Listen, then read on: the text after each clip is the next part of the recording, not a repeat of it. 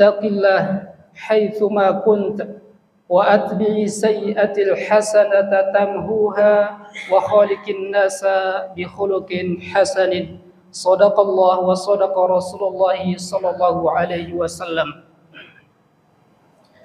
Jamaah yang dirahmati oleh Allah Subhanahu wa taala, tidak ada ucapan yang paling utama yang harus kita ucapkan pada kesempatan kali ini melainkan ucapan rasa syukur kita kepada Allah Subhanahu wa taala, karena segala bentuk nikmat, rahmat yang kita peroleh pada saat ini semuanya datang dari Allah Subhanahu wa taala. Maka Allah Subhanahu wa taala berfirman, "Wa ma bikum min ni'matin faminallah, thumma idza massakumud durru fa ilaihi tuj'arun."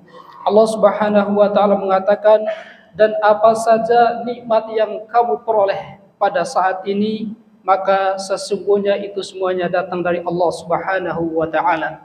Dan kemudian jika kamu ditimpa kemudaratan, maka kembalikanlah semuanya kepada Allah Subhanahu wa taala.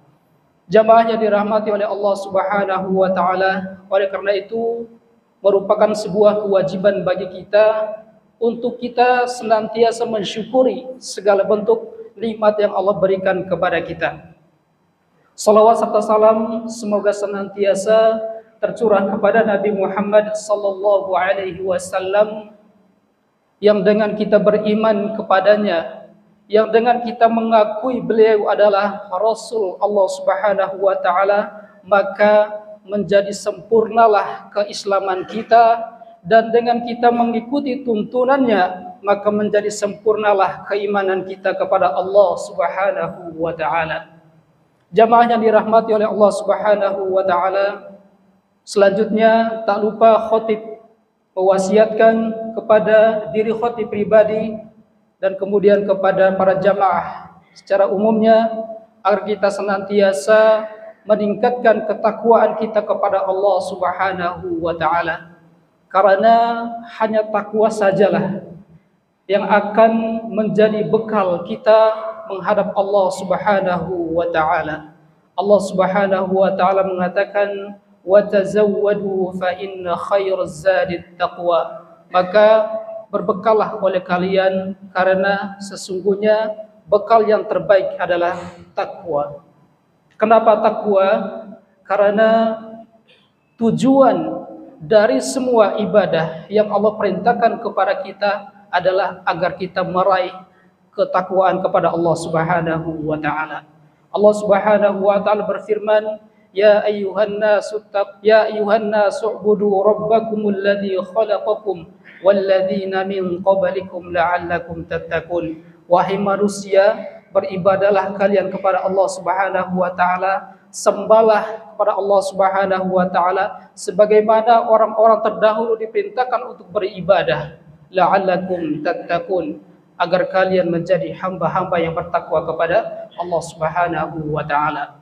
Bahkan puasa yang sebentar lagi kita akan menunaikan, Allah Subhanahu wa taala mengatakan, "Wahai orang-orang yang beriman, telah diwajibkan kepada kalian untuk berpuasa." Dengan tujuan apa? La'allakum tattaqun. Oleh karena itu, marilah kita senantiasa meningkatkan ketakwaan kita kepada Allah Subhanahu wa taala dengan apa? Dengan kita menjalankan segala bentuk perintah Allah Subhanahu wa taala, dan kemudian kita juga mengiringinya dengan meninggalkan segala bentuk larangan-larangan Allah Subhanahu wa taala. Jamaah yang dirahmati oleh Allah Subhanahu wa taala, sebagaimana sama-sama kita telah ketahui bahwasannya Ramadan akan hadir kepada kita, maka sebuah rahmat yang sangat besar, sebuah nikmat yang luar biasa yang Allah berikan kepada kita ketika kita nanti bertemu dengan bulan Ramadan. Maka ada sebuah sikap yang seharusnya ada di setiap orang-orang yang beriman ketika bulan Ramadan itu menghampirinya. Sikap itu adalah kita tunjukkan sikap gembira kita akan hadirnya bulan Ramadan. Ini adalah sebuah perintah Allah Subhanahu wa taala, karena kita sama-sama mengetahui bahwa Ramadan adalah merupakan rahmat yang sangat besar yang Allah karuniakan kepada Nabi Muhammad SAW dan kemudian kepada umatnya. Allah Subhanahu wa taala berfirman, "Qul bi fadlillah wa bi rahmatihi fabidzalika falyafrahu huwa khairum mimma yajma'un." Allah Subhanahu wa taala berfirman di dalam surat Yunus ayat 58. Katakanlah, dengan karunia Allah dan rahmatnya hendaklah dengan itu mereka bergembira. Karunia Allah dan rahmatnya itu adalah lebih baik dari apa yang mereka kumpulkan. Jamaah yang dirahmati oleh Allah Subhanahu wa taala, inilah sikap yang harusnya kita ambil dari setiap orang-orang mukmin, yaitu kita harus bergembira, senang, berbahagia dengan datangnya bulan Ramadan. Karena ini adalah bulan Ramadan yang diistimewakan oleh Allah Subhanahu wa taala dibandingkan bulan-bulan yang lainnya. Kita lihat bagaimana para ulama terdahulu, para salaf terdahulu, ketika mereka menantikan Ramadan itu datang, mereka sangat merindukan Ramadan itu datang. Bahkan mereka senantiasa berdoa kepada Allah Subhanahu wa taala jauh sebelum Ramadan itu menghampiri mereka. Dikatakan di dalam sebuah hadis, dikatakan oleh seorang ulama bahwasannya bagaimana ulama terdahulu mereka senantiasa merindukan Ramadan. 6 bulan sebelum datangnya Ramadan, mereka senantiasa berdoa kepada Allah Subhanahu wa taala. Dikatakan oleh Ibnu Rajab Al-Hambali, qala ba'dus salaf, kanu yad'una Allah sittata ashhurin ayyuballighuhum syahrul Ramadan. Sebagian para salaf berkata, dahulu mereka berdoa kepada Allah Subhanahu wa taala selama 6 bulan agar mereka dipertemukan dengan bulan Ramadan. Ini adalah contoh terbaik untuk kita senantiasa mengikuti jejak mereka, para salafus saleh.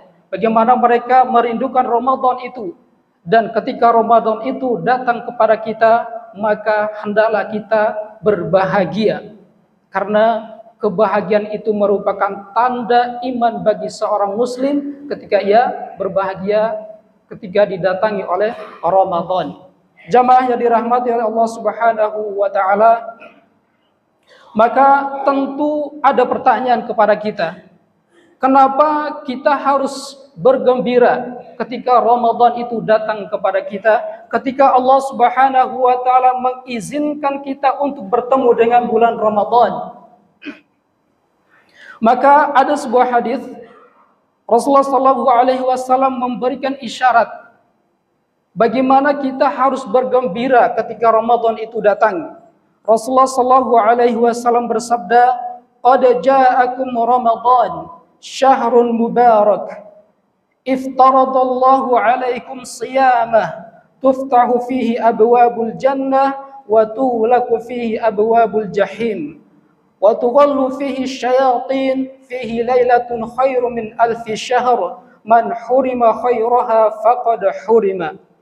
Rasulullah SAW bersabda, telah datang kepada kalian Ramadan, bulan yang diberkahi.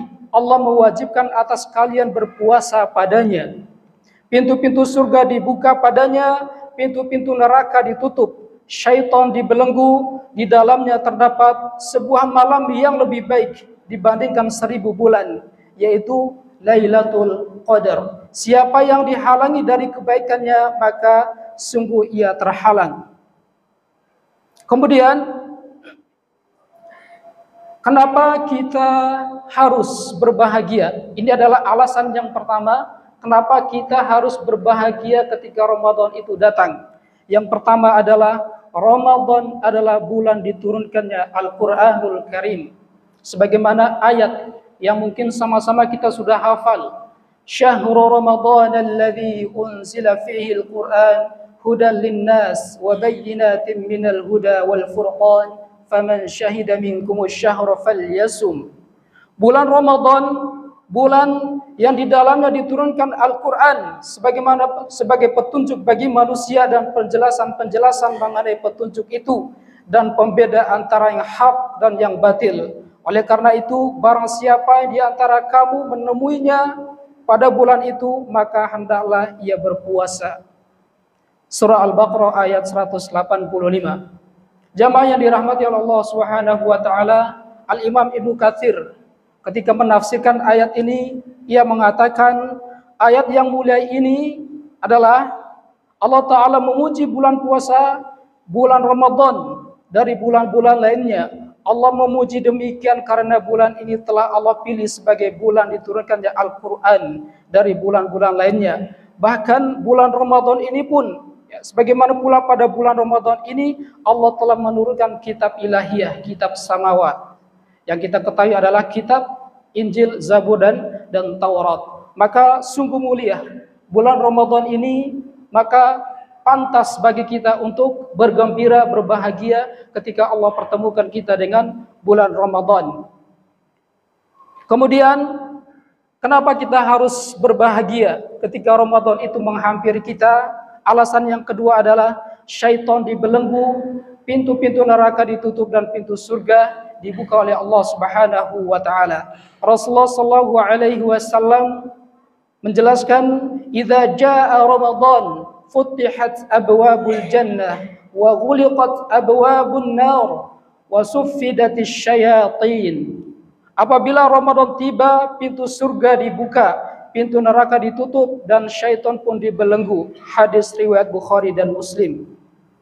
Maka Al-Qadi Al-Iyad memberikan penjelasan tentang hadis ini, bahwasannya ia mengatakan terbukanya pintu surga karena Allah memudahkan berbagai ketaatan pada hamba-hambanya di bulan Ramadan. Seperti pada siang harinya dia berpuasa, tilawah, zikir dan berdoa, dan kemudian pada malam harinya ia penuhi malamnya dengan qiyamul lail. Maka inilah yang dimaksud dengan dibukanya pintu-pintu surga, dimudahkan baginya untuk melakukan ketaatan. Dan kemudian ditutupnya pintu neraka. Maka Al-Iyad mengatakan yang dimaksud dengan ditutupnya pintu neraka adalah bagi seorang hamba akan kesusahan dan kesulitan untuk melakukan berbagai macam bentuk kemaksiatan. Karena ketika ia berpuasa dan hendak melakukan kemaksiatan, maka dalam hatinya ia sadar bahwa ia sedang berpuasa. Ia sedang melakukan kewajiban yang Allah perintahkan kepadanya. Jamaah yang dirahmati oleh Allah Subhanahu wa taala. Kemudian yang ketiga, bahwasanya pada bulan Ramadan itu terdapat malam yang penuh kemuliaan dan keberkahan. Allah Subhanahu wa taala berfirman di dalam surah Al-Qadr, "Inna anzalnahu fi lailatul qadr, wa ma adraka ma lailatul qadr, lailatul qadri khairum min alfi syahr. Tanazzalul malaikatu warruhu fiha biidzni rabbihim min kulli amr, salamun hiya hatta matla'il fajr." Bahwasannya sesungguhnya kami telah menurunkan Al-Quran pada Lailatul Qadar, yang dimana Lailatul Qadar itu adalah Allah katakan Lailatul Qadri khairum min alfi syahr, yaitu malam yang lebih baik daripada 1000 bulan. Jamaah yang dirahmati Allah Subhanahu wa taala. Kemudian yang ketiga, yang terakhir, alasan kenapa kita harus berbahagia ketika Ramadan itu menghampiri kita, bahwasannya di bulan Ramadan salah satu waktu dikabulkannya doa-doa yang kita panjatkan. Rasulullah sallallahu alaihi wasallam mengatakan di dalam sebuah hadisnya, "Thalathatun la turaddu da'watuhumus shaim hatta yuftir, wal imamul adil wa da'watul mazlum." 3 orang yang doanya tidak akan tertolak oleh Allah Subhanahu wa taala, yang diantaranya adalah orang yang berpuasa sampai ia berbuka. Jamaah yang dirahmati Allah Subhanahu wa taala, inilah 4 alasan kenapa kita harus berbahagia, kenapa kita harus bergembira ketika Allah Subhanahu wa taala memberikan izin kepada kita untuk bertemu dengan Ramadan. Semoga Allah Subhanahu wa taala panjangkan umur kita sehingga kita bertemu dengan Ramadan yang sebentar lagi menghampiri kita, dan semoga Allah memberikan kekuatan, kemudahan kepada kita untuk memenuhi kegiatan-kegiatan di Ramadan dalam ketaatan kepada Allah Subhanahu wa taala. Barakallahu li wa lakum fil Qur'anil azim wa nafa'ani wa iyyakum bima fihi minal ayati wa dzikril hakim. Fataqabbalallahu minni wa minkum tilawatahu innahu huwas samiul alim.